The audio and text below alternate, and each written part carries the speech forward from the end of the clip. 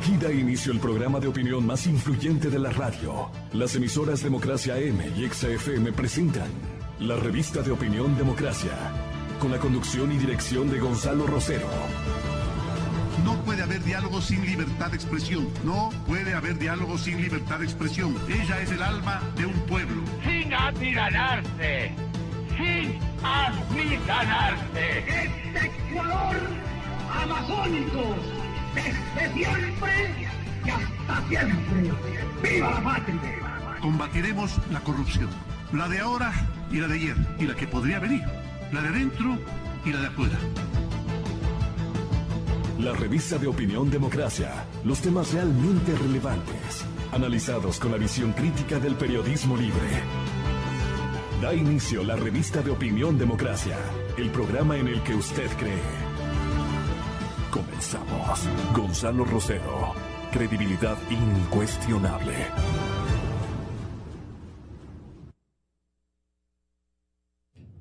Sí, buenos días. Estamos iniciando ya esta semana poco corta, diríamos, ¿no? Con excepción de lunes vamos a trabajar. Les saludamos en nombre de Gonzalo Rosero. Soy Francisco Rocha. Un poquito afectados por el frío que creo que todos aquí en la capital, pero aquí estamos para trabajar. El tema que estamos proponiendo para esta primera mesa de diálogo es el análisis sobre la pregunta 5 y 6 de la consulta popular, la reducción de la zona de explotación del ITT y la restricción minera. Y para esto hemos invitado al ingeniero Diego Cano y a Patricio Chávez en representación de los Días Unidos. Estará también con nosotros en unos minutos el economista Jorge Pareja para tener tres visiones de lo que se está planteando y cómo reflexionan a esta propuesta del presidente. Pero recordémosles entonces qué dijo el señor presidente Lenín Moreno frente a la pregunta 5 y 6 en Guayaquil. La quinta pregunta versa sobre el amado Yasuní. Allí en el corazón de Yasuní nací yo. Allí sé perfectamente que allí en ese espacio de aproximadamente 1 millón de hectáreas aumentaremos en 50.000 hectáreas el área protegida y reduciremos a la tercera parte la explotación petrolera en el ITT, a poco más de apenas 300 hectáreas. Allí estará reducida la explotación petrolera. Ojalá pudiéramos hacerlo en todo. No es posible porque requerimos de esos recursos para seguir desarrollando al Ecuador. Porque caso contrario, queridos amigos, tendríamos que implementar, sin duda alguna, un esquema económico demasiado duro para los ecuatorianos para poder seguir avanzando en salud, en educación, en desarrollo en general. Cuidemos nuestra patria. Cuidemos la patria grande que es el planeta entero. Únicamente seremos los últimos en ver cómo vamos muriendo mientras el mundo muere de soledad infinita. Para no permitirlo, vamos a aportar con nuestro grano de arena. Bueno, este parece ser el aporte que solicita el señor presidente Moreno a todos los ecuatorianos. Diego Cano, bienvenido, buenos días. En principio, ya la propuesta del señor presidente Moreno, un poco pidiendo la reflexión en la misma pregunta de que son necesarios esos recursos, pero que hay que cuidar y hay que responder. Recoge un poco la actividad sindical, recoge un poco la actividad de los movimientos sociales, o simplemente es una pregunta que quiere consolidar algo que ya está iniciado. Bienvenido nuevamente, buenos días. Buen día también a todos los que nos escuchan. De manera personal debo expresar que la pregunta tal y como está planteada queda absolutamente corta. Soy de las personas que piensan en que esto previamente debió haber sido consultado al pueblo.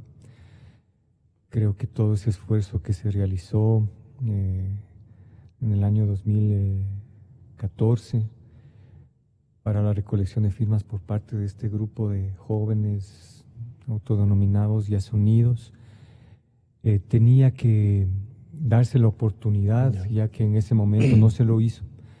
No, pero bueno, el presidente, perdón Diego, podría decir, no se lo hizo y yo estoy planteándoles la idea. Lo que sucede es que lamentablemente yo creo que desde el inicio, tal y como lo planteó el gobierno de Correa, fue un engaño, porque se lanzó este plan A, denominado plan A, de dejar el crudo en la iniciativa Yasuní para dejar el crudo en el subsuelo, pero paralelamente, en cambio, se venía avanzando en el plan B, que era la explotación del Yasuní.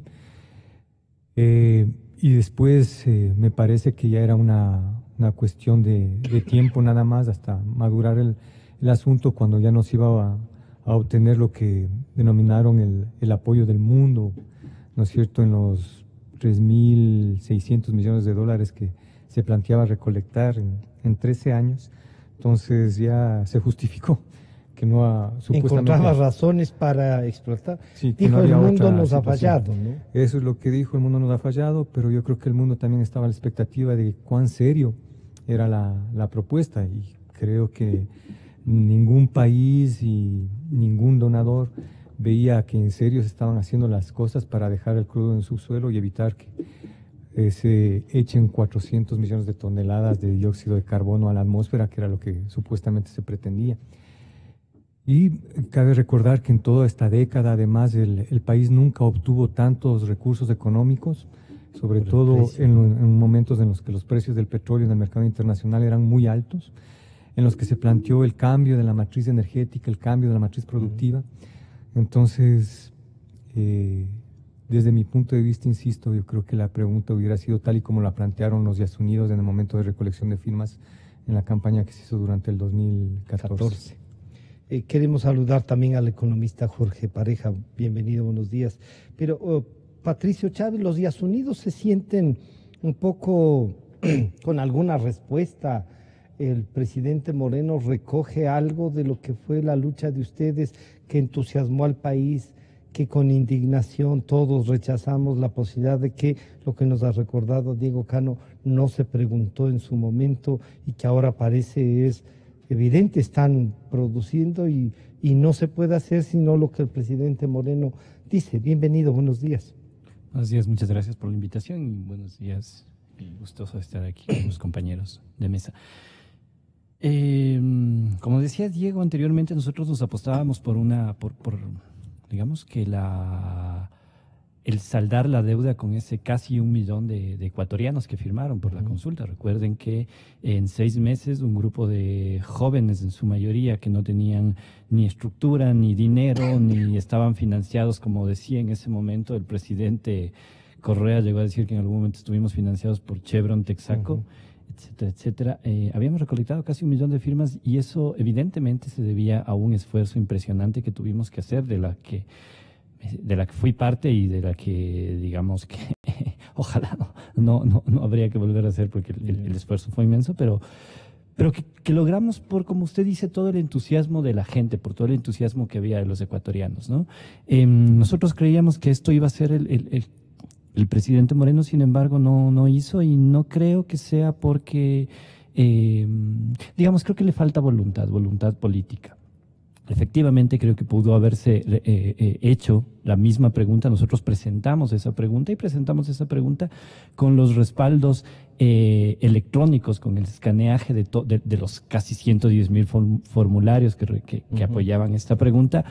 Y si no se hizo, creemos que quisiéramos pensar en este momento que lo ha hecho de la mejor buena voluntad. Las 50,000 hectáreas que anuncia que se aumentan al parque, a la zona protegida, un poco es como para decir, miren, lo que ya está, esa carretera abierta en la zona, vamos a intentar de alguna manera subsanarla. La pregunta en definitiva, ¿llena alguna aspiración de ustedes o no? La pregunta es demasiado complicada porque no estamos hablando de una pregunta en primer lugar, estamos hablando de dos preguntas dentro de una misma, ¿no? El Yasuní es un área, es el área protegida más grande del país. Estamos hablando de cerca de 1 millón de hectáreas, de alrededor de 1 millón de hectáreas, y estamos hablando de dos sitios opuestos, digamos, ¿no? El área intangible, y de donde se pretende ampliar la zona intangible, entendemos nosotros que será en la parte más occidental, si quisiéramos ver. Si quisiera entender. Claro, digamos, la zona intangible atraviesa toda la parte inferior para las personas que nos están escuchando, a ver si pueden hacerse una idea. La zona intangible atraviesa toda el área sur del parque, de este a oeste. En el lado este se encuentran el 31 y el ITT, y en el oeste están otros bloques que ya han sido que están siendo explotados, ¿no? En este caso, y que es hacia donde imaginamos que se estaría hablando de la extensión. Ahora, 50.000 hectáreas es una cosa insignificante en un área en donde estos pueblos ancestralmente habitaban en lo que se cree que son alrededor de 2 millones de hectáreas, es decir, desde el norte el río Napo hacia el sur. Per se ya estaban limitados en 1 millón. Exactamente. No. La zona intangible estaba delimitada en aproximadamente 700.000 hectáreas. La zona norte del parque es una zona que tiene la categoría de área protegida. La zona sur del parque es la zona intangible. En esta zona está vedada, según la Constitución, sin ninguna posibilidad de actividad petrolera y bajo ninguna condición. La zona norte, que es lo que hizo el presidente Correa, llevar a petición en la Asamblea Nacional, es la que podría ser explotada con este permiso o con una consulta popular. Digamos, ahora, la idea para nosotros sería saber hacia dónde se va a extender esta área de la área intangible, las 50.000 hectáreas, y ojalá, esperamos que sea efectivamente hacia la zona occidental, donde hay mayor presencia de señales de presencia de pueblos no contactados, y creo que es importantísimo señalarle a la gente que nos está oyendo que las señales que hay en esta área de la zona intangible y del parque no son solamente casas o solamente chacras, son desgraciadamente encuentros violentos con saldos lamentables de promedio, es decir, con muertes de seres humanos, incluidos, y también, por supuesto, trabajadores petroleros y hasta colonos, no solo pueblos no contactados, de los que se puede saber, porque también, como ya decía... Tampoco hay mucha información de todo, ¿no? Como ya decía el fiscal que hizo la investigación en la matanza de 2013, recordará a la ciudadanía que en ese año se dio una matanza lamentable en el 2003, el fiscal decía, no podemos continuar con la investigación porque estas personas no han tenido documento de identidad, aunque suene gracioso y aunque efectivamente es una locura esto, ¿no? Entonces, como no tienen documentos de identidad estas personas, no podemos saber cuántos fallecimientos, cuántos asesinatos han habido ahí. Tenemos las pequeñas pruebas de estas, si es que, entre comillas, pequeñas, si es que en algunos casos muertes de entre 20 y 30 personas, en dos casos distintos, entre 20 y 30 personas son pequeñas, ¿no? Entonces esperamos que hacia allá se extienda la zona, y creemos que estará buscando el presidente Moreno nada más que el aval de la sociedad para poderlo hacer, porque también podría haberlo hecho por decreto. La zona intangible y la delimitación de la zona intangible se han creado por decreto. No tendría sentido que se haga una consulta popular para esto. Además, ¿cómo es que se le pregunta a la ciudadanía si es que quieren o no quieren proteger la vida de los compatriotas?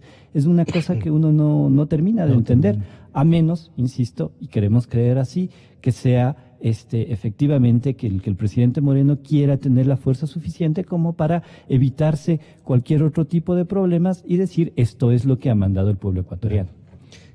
Señor economista Pareja, bienvenido.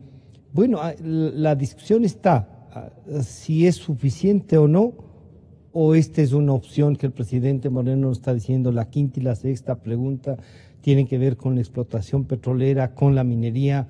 La vamos a hacer, pero la vamos a hacer de tal manera. Usted, en principio, ¿cómo lee la propuesta? Vemos que a los Días Unidos y a otras organizaciones sociales no les llena esa pregunta. Entonces, A usted, desde el análisis y ahí, yo diría en el mundo petrolero, ¿cómo lo están mirando ustedes? Bienvenido, buenos días. Buenos días a los compañeros de audición. Mire, se está explotando este momento, entiendo yo, porque la información petrolera que ha habido en los últimos 10 años ha sido tremendamente escasa, ¿no? Por decirlo menos. Pero entiendo que se está explotando lo que llaman el bloque 43. El bloque 43 está en la zona en que en la parte norte, me parece, del bloque, y de acuerdo a las autoridades se está explotando de forma bastante buena, en el sentido de tecnología de punta, teniendo gran cuidado con el medio ambiente, etcétera, etcétera, etcétera, ¿no? Eso es lo que se sabe.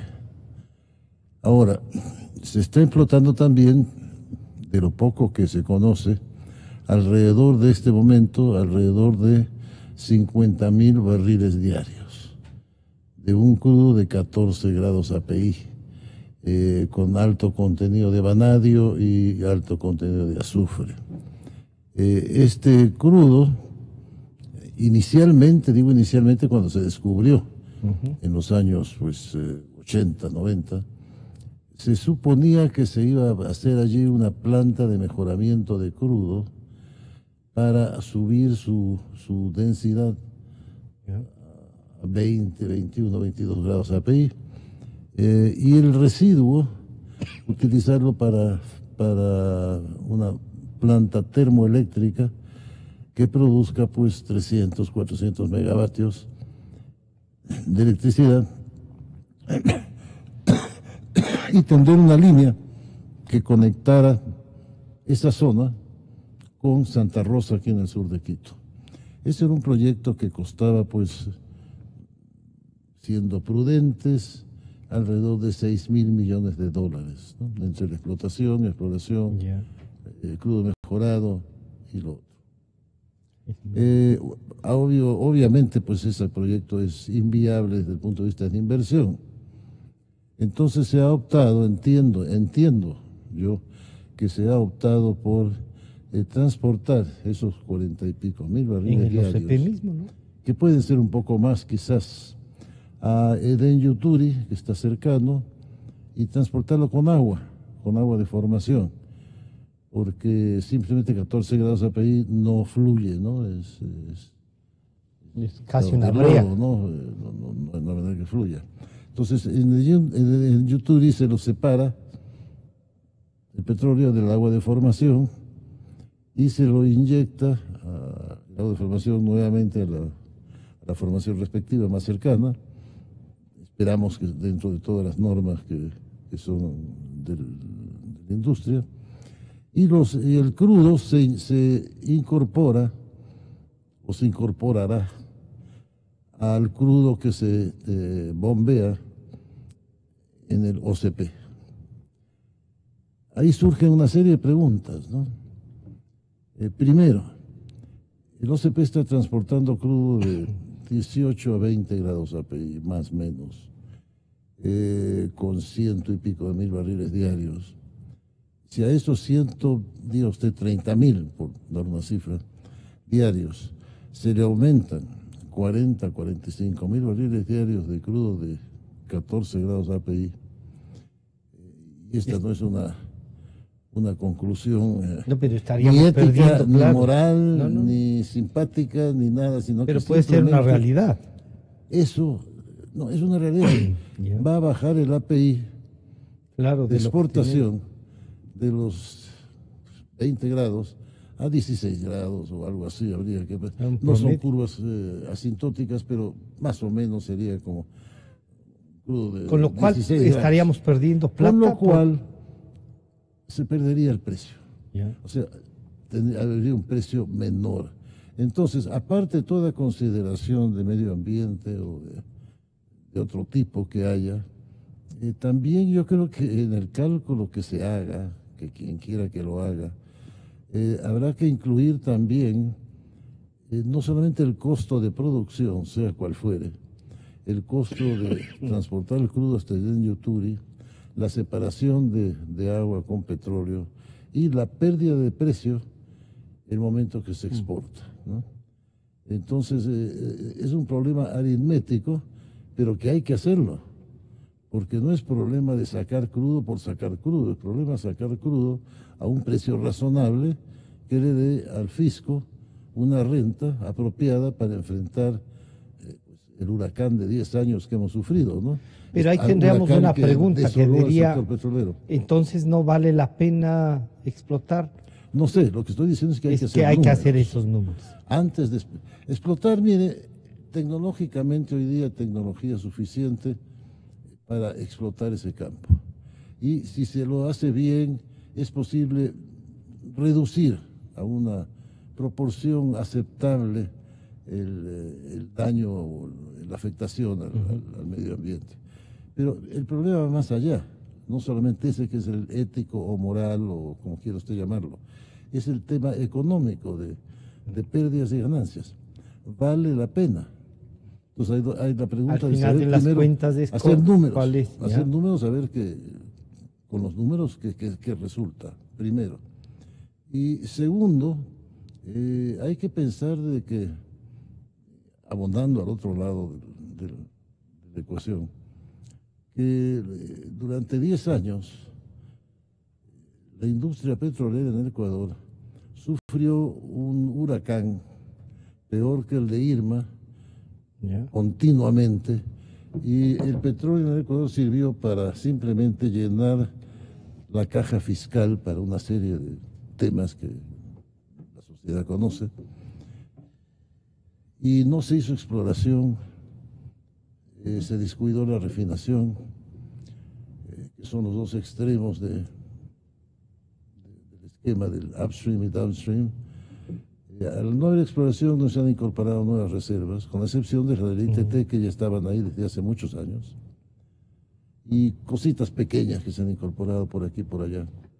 Y refinación, pues desgraciadamente, la famosa refinería del Pacífico resultó una caja chica para ciertos pícaros y nada más. Y la refinación total del país son apenas 174,000 barriles diarios de capacidad, lo cual deja más o menos unos 80 y algo de mil barriles de productos, o sea, de gasolinas, naftas, diésel, etc. Lo cual quiere decir que tenemos que importar alrededor de 60 a 70 millones, crecientes al 8% anual, de diésel y naftas. Pero con lo cual no estamos cubriendo ni siquiera la necesidad con el crecimiento que tiene el país de uso. No, es decir, con los 80,000 netos, hablo de productos blancos que se llaman de las refinerías instaladas, más lo que se importa, que serían 70, 80,000 barriles, podemos satisfacer una demanda que se incrementa anualmente al 7-8% anual.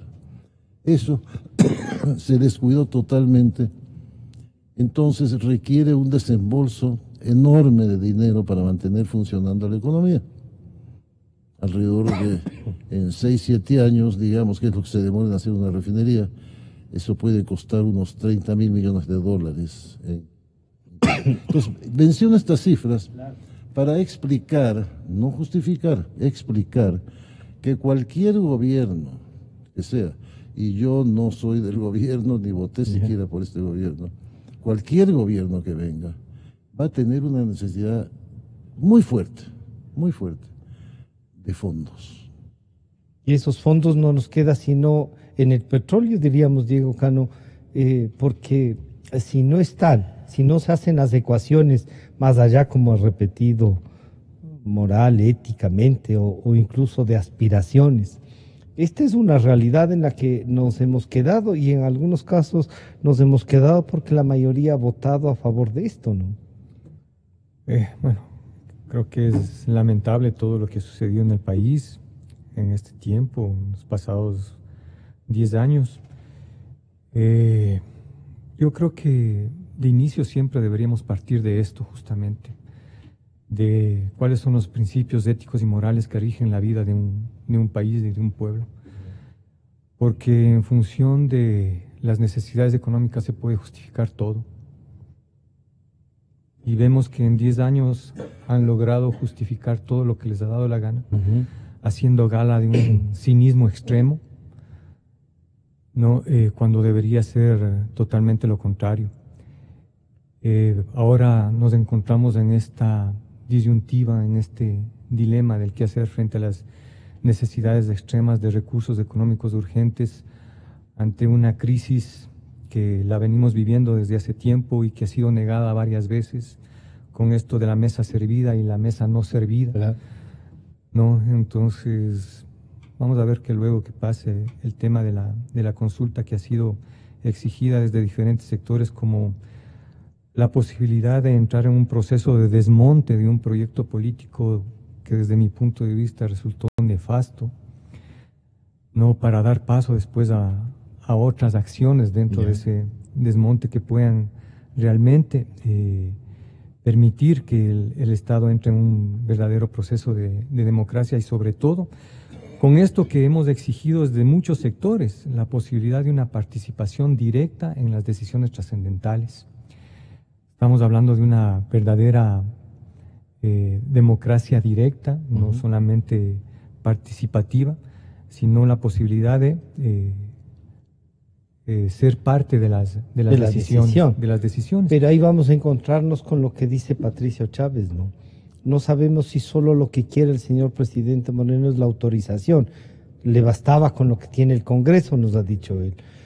Pero quiere una autorización mayor, la de la mayoría de los ecuatorianos, que le pueden, y ahí tendrás razón, le pueden justificar lo que tú has dicho. A ver, yo creo que desde el punto de vista político, en la actual coyuntura, ¿es indispensable esto? Sí, lo que pasa es que todos creo que estamos claros que lo ocurrido en febrero primero, en abril después, con la cuestión de las votaciones para elegir un nuevo presidente, la situación interna del mismo grupo político de Alianza País ha provocado pues que no haya un gobierno consolidado con problemas, y esta es una especie de válvula de escape para tratar de consolidar esa necesaria imagen que necesita un gobierno en una crisis profunda, ¿no? Entonces, este tipo de planteamientos tal y como están expuestos me parece que van encaminados hacia allá, con la necesidad de conseguir adhesiones en ese sentido.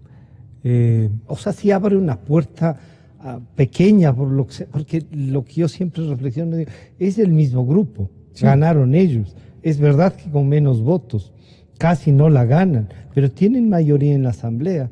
Encuentran entonces más allá de las preguntas resultaría una puerta, Diego. Sí, yo creo que es lo que están buscando eso, porque también creo que estamos a las puertas del anuncio, y creo que es hoy día, no sé, puede ser, sí, hoy, de varias decisiones económicas que se tomen luego de que este denominado Consejo Consultivo Productivo y Tributario ha planteado algunas alternativas. No sé si tomarán un poco de tiempo o esperarán que pase el tema de la consulta para ponerlas o llevarlas a la práctica, y veremos ahí realmente cuáles son estas y qué sectores de la población van a tener que arrimar el hombro, como se nos ha pedido, para salir de la que no sea que nos pasen la factura a todos. Así es. ¿Sí? Pero yo, en cuanto a la cuestión del Yasuní, yo creo que existen opciones de alternativas que el país no ha querido enfrentarlas, porque siempre hemos estado viendo la posibilidad de estas alternativas en cuestiones inmediatistas, no más fáciles de hacer y aquellas que no demandan mucho esfuerzo. Pero uno siempre se pregunta, con el ejemplo que hemos vivido en 10 años, ¿para qué ha servido? Con todo lo que estamos viendo estas semanas y que ya se conocía desde hace tiempo, que el gobierno se blindó para impedir que estas cuestiones trasciendan, y es más, perseguir a quienes denunciaban todos los actos opuestos a la ética que estaban sucediendo, ¿no? Cuando vemos que tenemos un vicepresidente de la República en la cárcel, ministros en la cárcel, gerentes de Petroecuador en la cárcel, entonces ¿para qué ha servido realmente el petróleo? Es la pregunta. ¿Ha servido para solucionar los problemas urgentes de la caja fiscal, o para emprender en proyectos de desarrollo, en otro tipo de actividades, o para que unos pocos vivarachos se aprovechen de la situación y se llenen los bolsillos? Entonces yo creo que deberíamos partir de esa reflexión realmente, ¿no?, de lo que ha pasado en este tiempo. Bueno, uno diría ahí, pero ya los daños están hechos y con esa plata. Y ahora, ¿con qué plata podemos enfrentarla? Podría resultar. Y claro, ahí yo lo que les quiero recordar es, el expresidente Correa decía lo siguiente sobre el Yasuní. Lo del Yasuní es simple decisión ejecutiva, simple decreto. No está cambiando nada del Yasuní. Por favor, Ecuador, no está cambiando nada del Yasuní. No están ahorrando una gota de petróleo del Yasuní. Yo pedí permiso para 1.000 hectáreas, 1.030 hectáreas, la Asamblea poder intervenir de 1 millón de hectáreas. Siempre dijimos, vamos a intervenir 1/1000 parte del parque, pero la propaganda fue que destruía el parque Yasuní. Sí. Después dijimos, con suerte ni siquiera son 500 hectáreas y probablemente son 250. Ahora ellos reducen la zona de intervención, le preguntan al pueblo ecuatoriano que sea 300 hectáreas, porque saben que va a ser menos, pero están sacando todo el petróleo de Yasuní. Eso es pura hojarasca, eso es pura fanfarria. Bueno, el presidente Correa comparte ahora con ustedes que no necesitaba el presidente Moreno, Patricio Chávez. Los yasuníes están conscientes de que aquí hay dos visiones de país. Nos recuerda Diego, ¿no? Una con petróleo y otra sin petróleo. Y Diego dice, bueno, el petróleo nos ha traído tantos problemas, pero ha hecho asimismo algunos gentes ricos, ¿no? Algo habrá quedado, dirán, como suelen decir los ecuatorianos, sí han robado, pero ya tenemos carreteras. Nosotros creemos que hay que partir de dos premisas básicas. La pregunta del Yasuní y de la minería en esta consulta popular no puede terminar siendo el paraguas que avale o que jale a las demás preguntas. Podría pensarse que es así, esperamos que no lo sea. Y la otra, y por eso es que a lo mejor no tiene ningún sustento detrás, ninguna base sólida, esperamos que no sea así. La otra es que tampoco el Yasuní, el ITT específicamente, puede ser quien termine pagando lo que ya decían antes de los compañeros, el manejo de algunos pícaros que nos han terminado metiendo en una deuda impresionante, multiplicada por varias veces la deuda que recibieron, ¿no? Yo estoy de acuerdo con Diego cuando decía, ¿qué vamos a hacer con este país? Este país, es decir, nos vuelven a decir que hay que obtener recursos, y es verdad, hay que obtener recursos, pero no puede ser que los recursos siempre se estén pensando obtenerlos desde la explotación de la naturaleza. Tuvieron 10 años, ya decían antes, no es otra administración, es la misma administración, es el mismo grupo político, ya tuvieron 10 años para preparar esa salida de la dependencia petrolera. ¿Ustedes encontraban ahí el cambio de la matriz productiva, el salir de la dependencia petrolera? Eso fue lo que nos prometieron. Yo recuerdo incluso en algún momento en la campaña, parte de la campaña del expresidente Correa, era la del Ecuador postpetrolero. Claro. ¿No?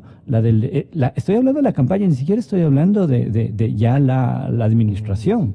En la administración siempre se nos habló de una salida del extractivismo. Obviamente esa salida del extractivismo,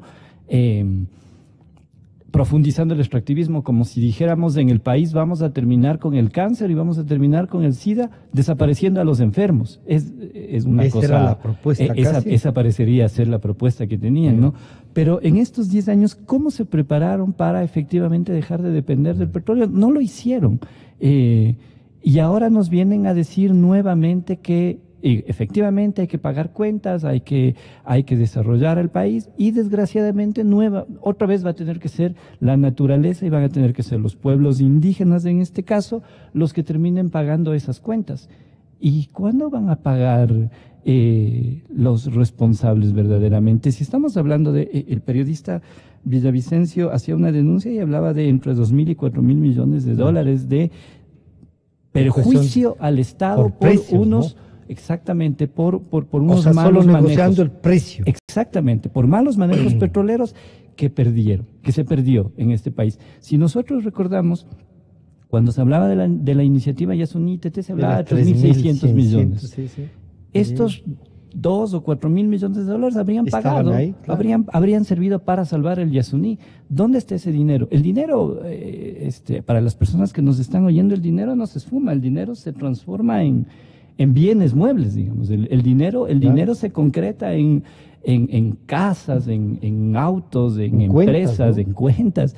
O sea, creemos que esta consulta Hay que ver popular, la ruta del dinero. que creemos que la voluntad del presidente debería ser esa, debería ser investigar con toda la valentía que se necesite, con el apoyo del país, por supuesto, y sancionar a los culpables y a los responsables y sobre todo reponer ese dinero, recuperar ese dinero. No puede hacer ser una reparación integral. así es, ¿sí? no puede ser que nuevamente la factura se le quiera pasar a la naturaleza, no puede ser que otra vez nos vengan a decir que necesitamos pagar cuentas. ¿Cuándo vamos a salir de esa idea?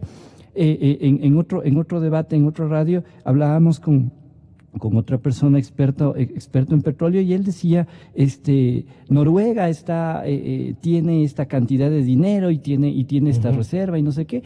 Y le respondíamos, resulta que Noruega en los próximos 20 años, a partir del 2020, ha prohibido la comercialización de vehículos con hidrocarburos. Es que la ¿no? plata de ellos se ha servido para transformar el país. Pues.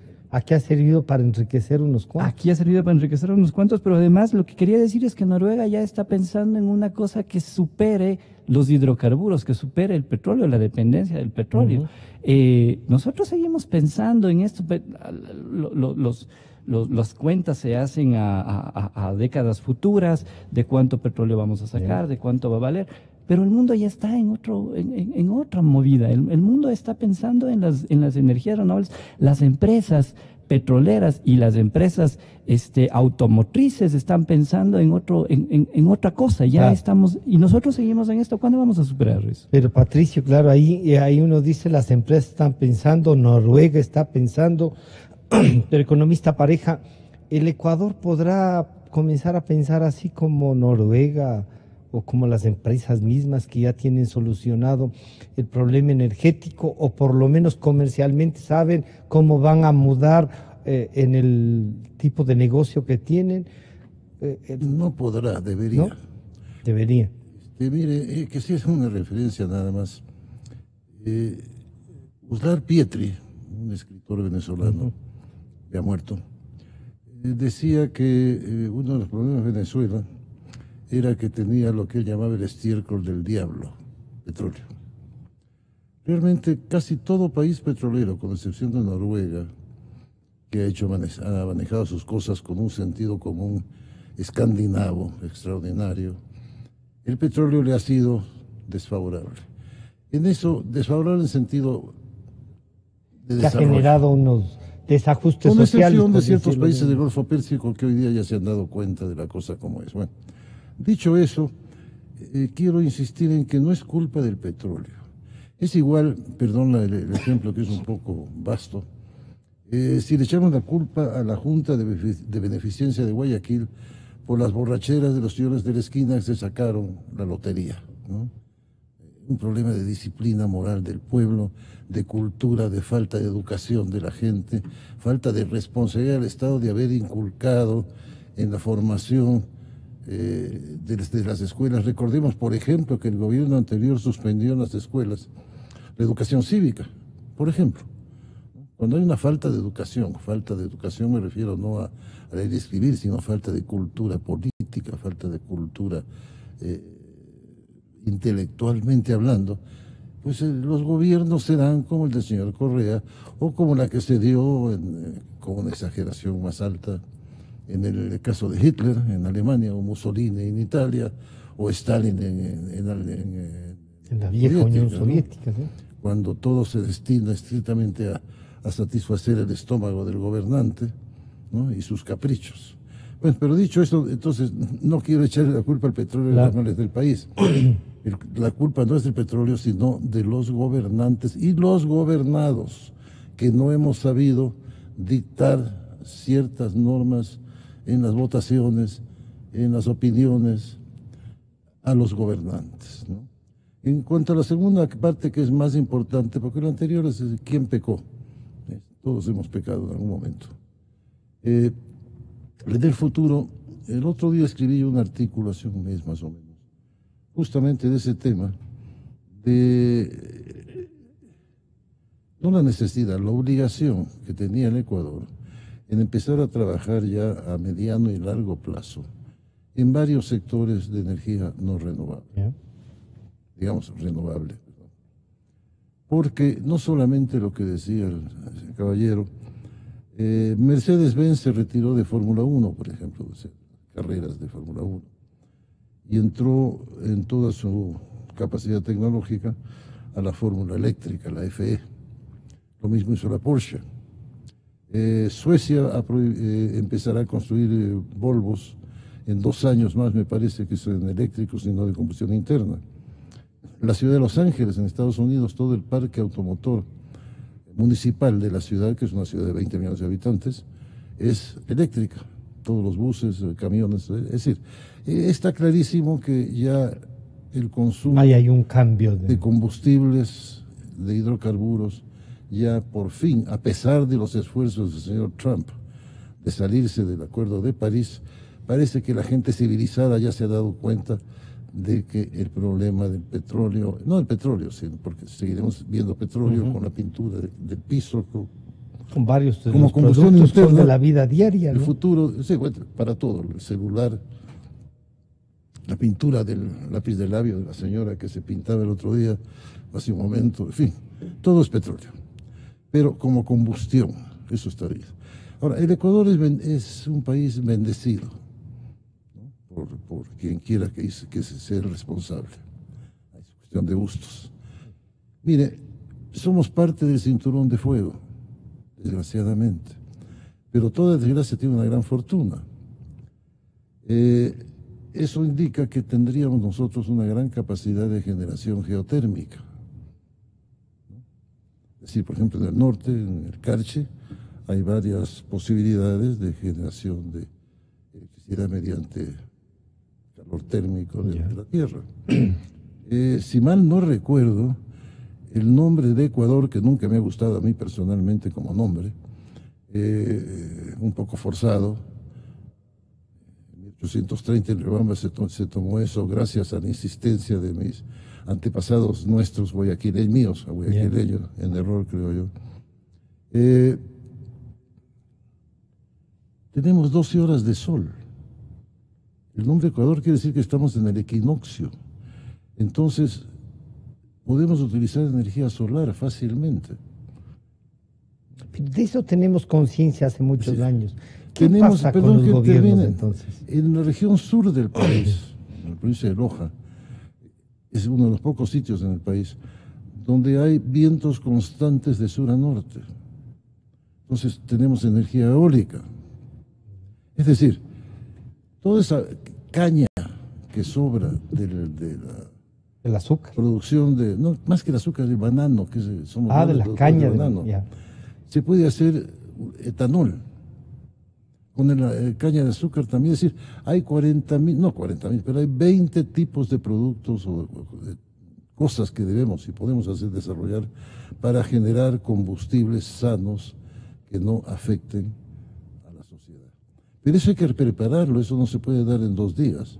¿Y eso qué significa? ¿Que todavía necesitamos del petróleo, economista? Desgraciadamente, desgraciadamente lo digo en serio. ¿Y eso significaría dejar de seguir buscando si hay mayores reservas o no? Mire, necesitamos producir petróleo, pero paralelamente y con más energía que buscar petróleo, es desarrollar energías renovables, por un lado. Por otro lado, debemos, creo yo, investigar lo que es transporte eléctrico. Por ejemplo, el metro de Quito creo que va a reducir un poco el consumo de energía en la ciudad de Quito, de hidrocarburos. Pero el petróleo desgraciadamente va a ser necesario. El problema va a ser quién lo utiliza y cómo se lo utiliza. Tiene usted, por ejemplo, en este caso tenemos 2 empresas estatales que han duplicado la burocracia petrolera. No se sabe hasta qué punto llega Petroecuador y de dónde llega Petroamazonas. Encima de eso, las empresas no son empresas, porque no tienen pérdidas y ganancias. Si usted va a ver Noruega, por ejemplo, seguimos tomando a los noruegos como ejemplo, hay ingresos, egresos, gastos, amortizaciones, depreciaciones, y al final tiene... Pero ahora vemos que hasta ha servido para los préstamos. Y a la final tiene usted una utilidad neta después de impuestos, es la que dispone el gobierno noruego para invertir. Es lo lógico, es una empresa. En el caso nuestro, tenemos ingresos, egresos, y cuánto me queda para mí, señor fisco. Para gastar. Entonces no hay desarrollo para la empresa petrolera. O si fuera empresa de energía solar sería exactamente igual. Entonces hay que cambiar la filosofía de la estructura de la visión del país. Es lo que hay que entender, ¿no? No es un ministerio, es una empresa, y una empresa debe producir utilidades, y el fisco debe utilizar solamente aquello que es utilidad neta después de gastos. El señor doctor Luis Calero, experto que muchas veces han compartido ustedes aquí, nos recordaba cómo puede afectar esta reducción en el tema petrolero. Este momento la zona, el Yasuní tiene 980.000 hectáreas. Aumentan 50, van a 1.030.000. Pero ¿en qué parte se aumenta? Se asume que se aumenta en la parte del ITT, noreste. Y eso involucra eliminar, si le atamos con que le reducen a 1/3 el área de explotación del ITT, se eliminarían los dos Ispingos, Ispingo Norte y Ispingo Sur, se elimina Tambococha y queda el Tiputini, que es lo que este rato se está explotando. ¿En cuánto se reducen las reservas del país? De acuerdo a esta actualización última, que todavía yo no tengo certeza 100% que se hizo del ITT, que pasó de 960 millones de barriles, le subieron 800 millones por unas reinterpretaciones. Asumamos, 1.500 millones de barriles. Si reducimos a la tercera parte, quedamos con 500 millones. Si mantenemos la estructura anterior, la cuantificación anterior de reservas en 960 millones, está hablando que quedamos reducidos a 320 millones para la explotación de eso. ¿Qué sustentabilidad tiene el país con eso? Independientemente de que ya la Asamblea Nacional estableció unos límites, y justamente Ispingo Sur, por ejemplo, quedaba fuera de la explotación. Sí. Yo creo que amerita hacerse un análisis un poquito más amplio, más detenido, con las implicaciones correspondientes en distintos aspectos. Diego, ahí están otras, en cambio, ya definiciones jurídicas, digamos, ¿no? Que le ponen un plano al Ecuador. Pero yo pediría, Diego, que más allá de solamente esto, que es importante, o los números que nos recuerda el economista Pareja y las visiones que deberíamos tener, este momento, con los problemas políticos, con los problemas económicos de la mesa servida que tú mismo nos recordabas, debemos darnos un espacio y decir, a ver, ya, no digamos esta es la última, no la última bala vencida, hasta aquí nomás. ¿Será posible eso? Esto es lo que nos está planteando el presidente Moreno. Los fonditos no les gustaron. Y recuerdo, creo que a ti tampoco te gustaban los fonditos. ¿Qué hacemos? Yo soy partidario de que el país debe plantearse lo más urgente posible alternativas a esto, como ya lo están haciendo otros países y aquí se ha mencionado. De por medio siempre estarán intereses contrapuestos. No hay quienes defienden la necesidad de seguir o continuar extrayendo petróleo, incluso ampliando la frontera extractiva, de lo cual yo personalmente nunca he sido partidario. ¿No? Por otra parte, uno de los temas que ponen o que anteponen ante esta situación es que antes de que entre en explotación ITT, las reservas de petróleo del país duraban 12 años, 2.240 millones de barriles. Con el tema del ITT se incrementaron a 20 años, teniendo una tasa de extracción de aproximadamente 530.000 barriles de petróleo por día, porque estas subían a 3.900 millones de barriles con estas nuevas certificaciones que se han hecho del ITT. Pero yo sigo insistiendo, no, el sentido es para qué. El país se transformó en exportador de petróleo desde 1972. ¿Y cuánto ha cambiado la realidad desde ese entonces? Podríamos decir que sí cambió de una manera mínima, pero también podríamos ver que no cambió para bien, sino cambió para mal, porque estos recursos no fueron administrado de manera adecuada y Al no se país transfirió a otro tipo de actividades que no sean de gran impacto, digamos así, ¿no? Y que permitan sostener un desarrollo adecuado, ¿no? Desde una visión distinta, no desde la depredación de la naturaleza.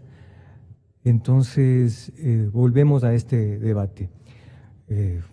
Si tomamos las palabras de Correa, porque casi siempre ha sido así en el sector petrolero, primero hacen las cosas y después cambian las leyes para decir que ya son hechos consumados y que ya no hay nada que hacer, no hay remedio.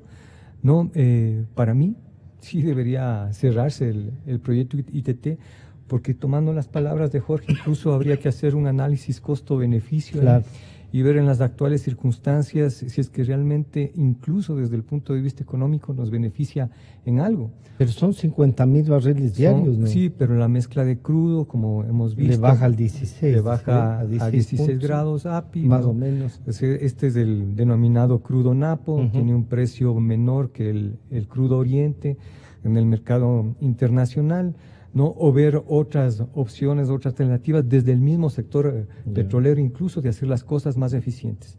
Yo también comparto que fue, yo creo, un craso error, por no llamarlo con otros términos, por respeto a quienes nos escuchan, lo que se hizo en el 2010, ¿no? Con la aprobación de las reformas a la ley de hidrocarburos, con esta cuestión incluso... Las dos empresas.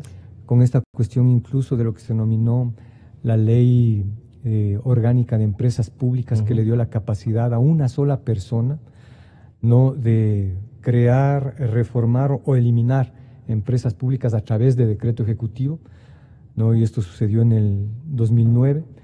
Esto de separar a Petroecuador y de dividir por intereses específicos y sobre todo de quien en ese momento era ministro Wilson Pastor, ¿no? Entonces, la situación en la que ahora se encuentra Petroamazonas, ¿qué es lo que está operando realmente? ¿O se transformó nada más en un ente burocrático de administración de contratos? Porque creo que ya todos los campos están entregados a empresas extranjeras a través de diferentes figuras que nunca las reconocerán como procesos de privatización a los cuales supuestamente se oponía el proyecto de Alianza País, porque los llamaba que era parte de la larga y oscura noche neoliberal, cuando pero ellos hicieron peores cosas. Claro, ellos hicieron cosas que la famosa larga noche neoliberal no la pudieron hacer. Así es, como por ejemplo en el sector, ¿no? Petrolero. En el sector petrolero y en la seguridad social uno va sumando. Pero entonces no es el momento de intentar poner la casa en orden, de darnos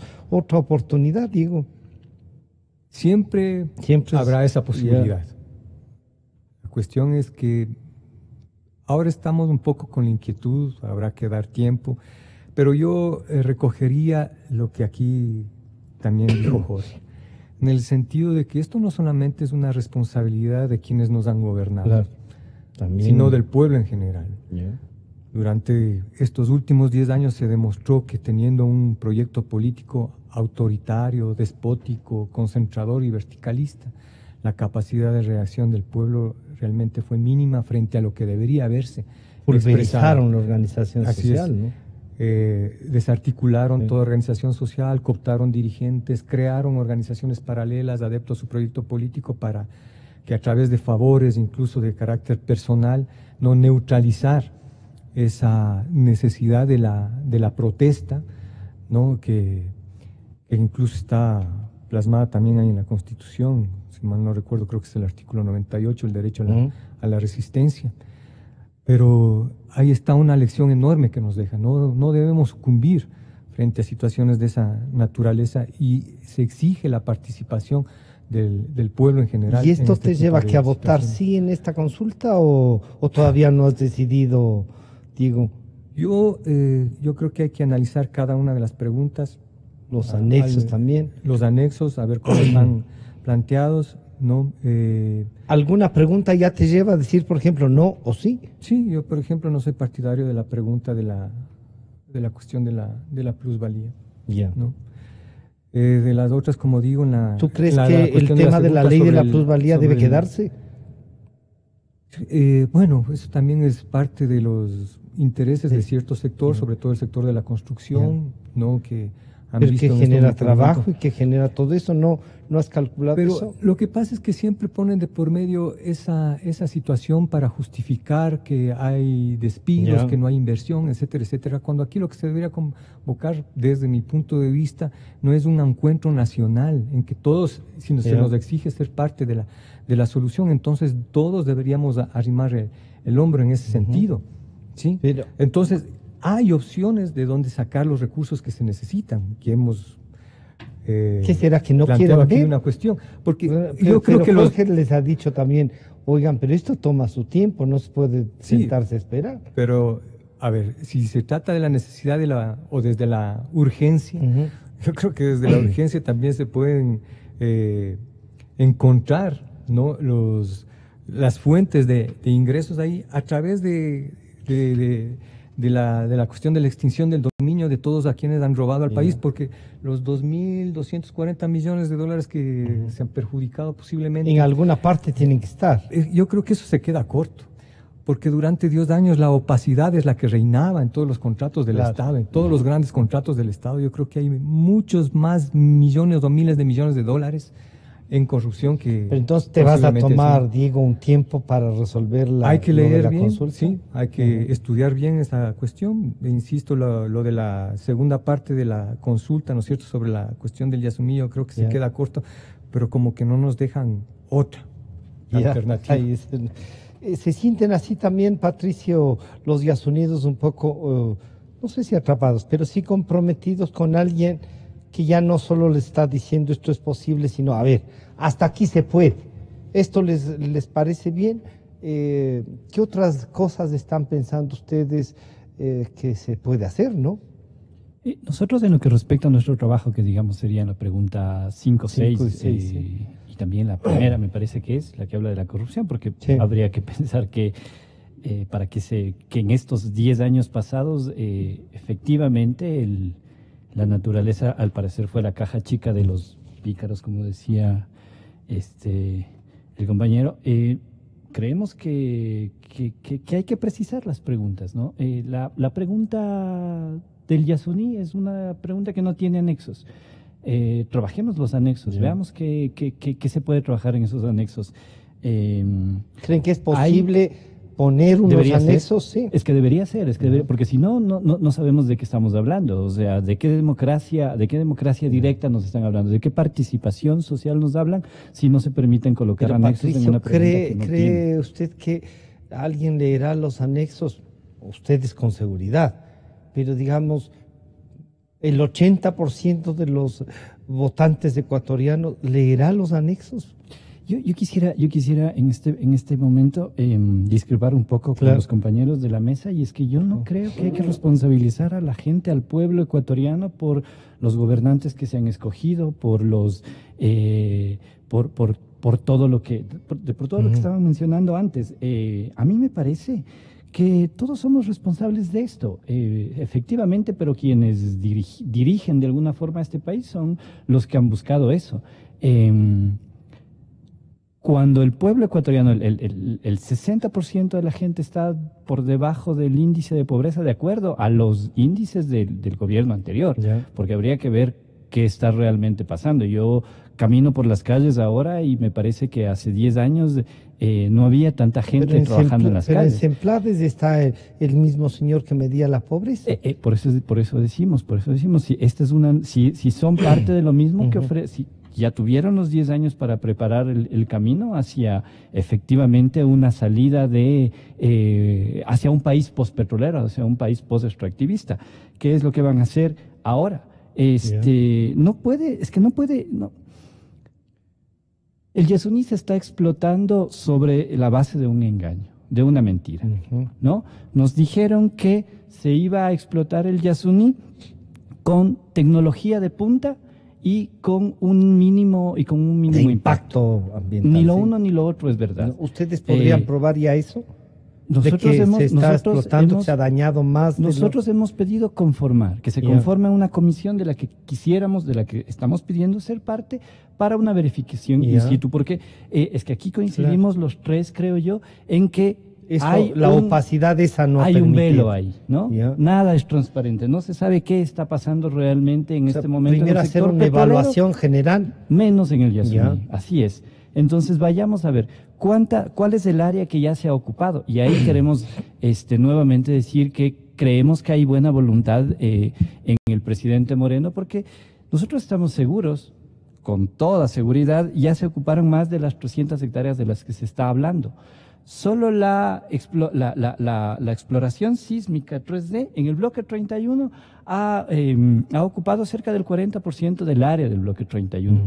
Si creemos, si sabemos que en promedio un bloque bordea las 200.000 hectáreas, estamos hablando de algo más de unas 40.000 hectáreas que ya se han utilizado. Que han tenido un impacto ya. Que han tenido un impacto porque, a menos que sigan manteniéndonos el discurso de que la exploración sísmica no es parte de la industria petrolera, porque eso es lo que suelen decir. No. Esta fase no es parte de la industria petrolera, y uno se pregunta, uno no es experto en el tema, pero algo de sentido común tiene y dice, si es que esto no es parte de la industria petrolera, entonces ¿para qué se hace previo a la explotación petrolera? Patricio, cuando decimos, y esto va un poco así, cuando decimos todos tenemos la culpa, yo a veces suelo decir, verán, yo nunca voté por el señor Correa, y los 10 años nos ha costado dificultades el sostenernos en contra, pero algunos tambores de ustedes festejaban algunas cosas de lo que él decía, ¿o no? Por supuesto que sí, por supuesto que cuando el expresidente hablaba de un Ecuador postpetrolero, pero por supuesto que había que festejarlo. ¿Sí? Pero claro, era la esperanza que uno esperaba, que uno tenía hacia un país con mejores, efectivamente, y en un discurso que solo recogía lo que ustedes habían dicho. Con un futuro mejor, pero por supuesto, eso no quiere decir que uno salga detrás del Mesías a caerse al abismo hacia donde nos lleve, o a seguirle al abismo porque nos está siguiendo así, para nada. Desgraciadamente en este país las cosas se han hecho precisamente para luego echarle la culpa al pueblo, ¿no? Uno podría ponerse a analizar quiénes son las personas que ahora están, los jóvenes que ahora están pudiendo ingresar a las universidades, cuáles han sido las carreras a las que se les ha dado prioridad, a cuáles se les ha quitado las posibilidades de existencia todavía. ¿Y cuántos de esos 180.000 que no han podido ingresar? Exactamente, Patricio. Hay carreras más críticas a las que se les ha puesto un montón de impedimentos, porque lo que nos decían es que ahora necesitamos técnicos que vengan a hacer lo que las élites están diciendo, ¿no? ¿Y dónde están las otras personas que podrían decir, un momentito? En lo social dijeron que ya basta, que no.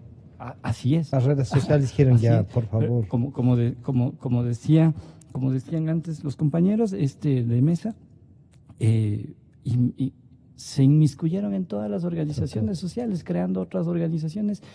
Entonces, obviamente aquí se ha querido quitar la discusión, se ha querido eliminar toda aquella posibilidad de discrepancia, para que un pueblo, una población que no tiene más que vivir al día, obviamente tenga que seguir esos designios que nos vienen, a vivir de una utopía, ¿no? Desde arriba, así es. Entonces, Patricio, ¿tienen resuelto ustedes ya? ¿Van a discutir el tema de la consulta, la 5 y 6, que digamos va a motivarles más a ustedes? ¿Las otras también? ¿Tienen alguna decisión o no? Entendemos que en este momento están las preguntas en un proceso de calificación por la Corte Constitucional, y que eso quiere decir que se pueden modificar preguntas y que se deberían colocar anexos inclusive, ¿no? En ese caso, a nosotros nos parece trabajar para eso. Precisamente en esta pregunta, específicamente la del Yasuní, que no tiene anexos, deberían crearse los anexos. Esos anexos deberían ir encaminados hacia una especificación de cómo y hasta dónde van y hacia dónde van a extender la zona intangible, por ejemplo. Y una especificación de qué va a pasar con precisamente las 300 hectáreas que ya se están ocupando, ¿no? Nosotros quisiéramos creer que lo que se está proponiendo en esta pregunta es que ni un pozo más se va a perforar en el Yasuní y que se suspende la extensión de la frontera petrolera.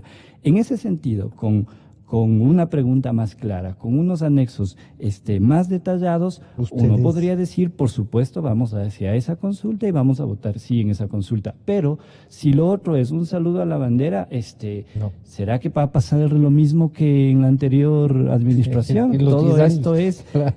todo esto es una forma de discurso para continuar echándole la culpa a la sociedad ecuatoriana por votar sin conocer, por votar sin educación. A ver, un ratito, para eso hay gente que debe exigir en este mismo momento que estas cosas se vayan analizando antes de llegar a una consulta popular, para que la gente pueda votar con conciencia, pero sobre todo para que el mandatario en este caso sepa a lo que se está comprometiendo y cumpla lo que se comprometió. Economista Pareja, entonces, estas son las dudas que todavía están. Algunos decían, oigan, pero las personas podían tener todo, y sobre todo en el Yasuní y en el tema minero. No es fácil, ¿no? No es fácil el ponernos de acuerdo, parecería, pero una base mínima sí deberíamos tenerlo, ¿o no? Yo tengo una gran ventaja sobre ustedes, todos, porque tengo ya más de 65 años y puedo o no votar. Bueno, yo voy a votar, porque creo mi responsabilidad de hacerlo.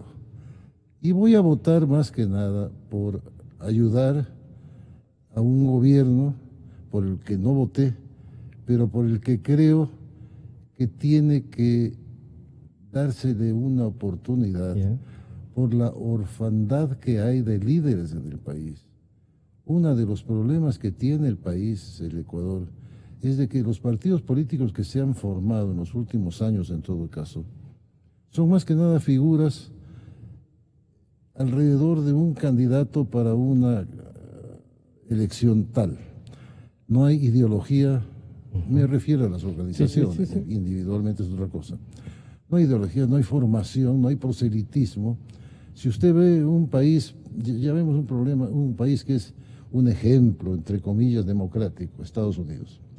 Por lo menos hay dos partidos, el republicano y el demócrata, ¿no? Ahora hay uno nuevo, independiente, que están haciendo, pero los forman, yo he vivido en Estados Unidos, los forman desde la escuela.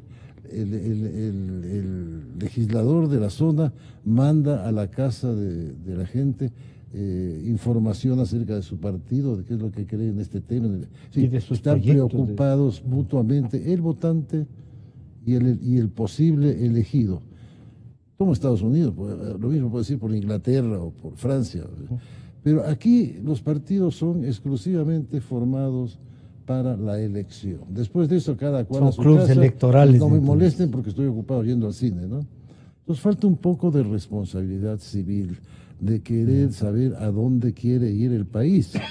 Individualmente hay gente que sí lo puede hacer. Ojalá no sé si yo lo sea, pero hay gente que sí puede. Pero son casos aislados, totalmente aislados. Entonces, la gente tiene que disciplinar su manera de pensar, sin que eso nos quiera decir que debamos entrar a un fascismo, ¿no? Claro, mucho menos. sí. Pero hay que disciplinar la manera de pensar y decir, bueno, yo creo en esto, quiero juntarme con otros que también creen en esto y vamos a empujar la democracia una causa. siempre hay que trabajarla, ¿no? Hay que trabajar. No es una cosa que viene dada como... Las cosas no vienen por retórica. Por ejemplo, en los últimos 10 años yo tengo 2 grandes satisfacciones, aparte de 6 nietos, ¿no? Lo uno fue que jamás, nunca, voté, ni siquiera cuando caminaba bien, por el señor Correa. Nunca. Porque lo conocí antes de que sea ministro y me di cuenta. Y la otra fue que tuve la enorme satisfacción de que me mencione con injurias en una sabatina, lo cual yo lo tengo como una condecoración en la sala de mi casa, por supuesto, ¿no? Es decir, pongamos los ecuatorianos en orden nuestra cabeza y nuestro deseo de cambiar el país.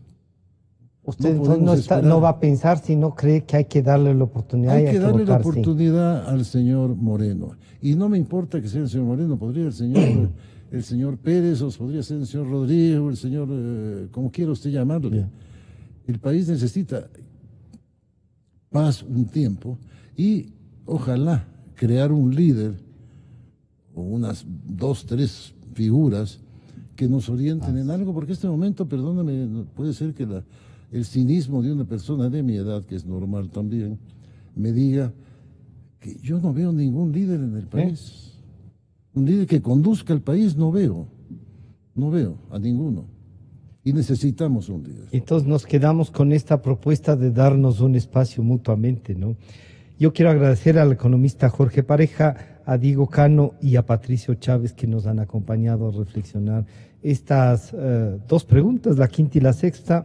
Gracias, no va a ser ni la primera ni la última. Yo creo que estos hay que ir aumentando, viendo cómo sucede incluso la campaña, pero la resolución de la Corte Constitucional también. Ya están en nuestros estudios el economista Alberto Dajic y el economista Mauricio Pozo para ver los planteamientos económicos. Muchas gracias a ustedes nuevamente. Descarga la aplicación Exa Ecuador. Disponible para dispositivos Apple y Android. Mira nuestros programas en vivo O cuando tengas tiempo. Participa en concursos exclusivos.